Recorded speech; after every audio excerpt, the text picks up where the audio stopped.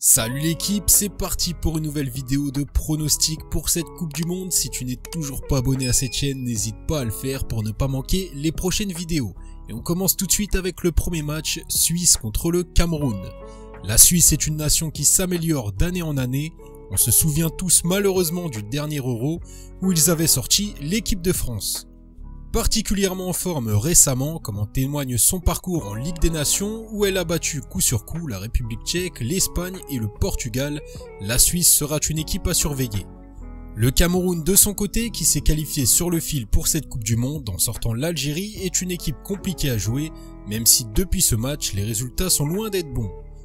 Ici le match nul est tout à fait possible, le problème c'est qu'avec les doubles chances ça fait des cotes vraiment pas très intéressantes, mais je n'aurais pas mis la Suisse en sec, la confiance n'est pas très haute dessus.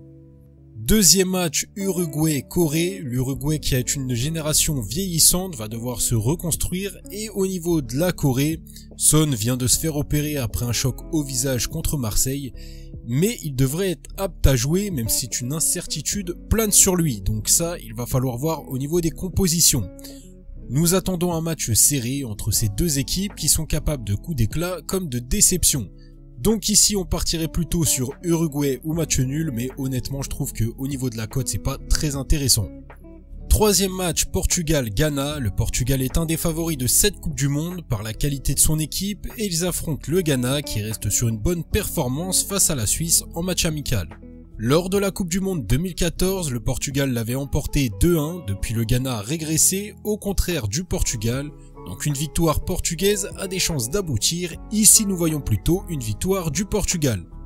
Et dernier match, Brésil-Serbie.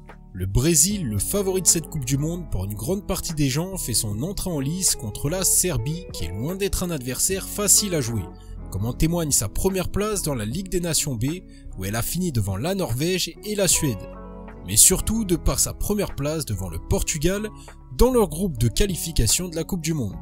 Le Brésil est invaincu depuis la finale de la Copa 2021 qu'ils ont perdu face à l'Argentine 1-0.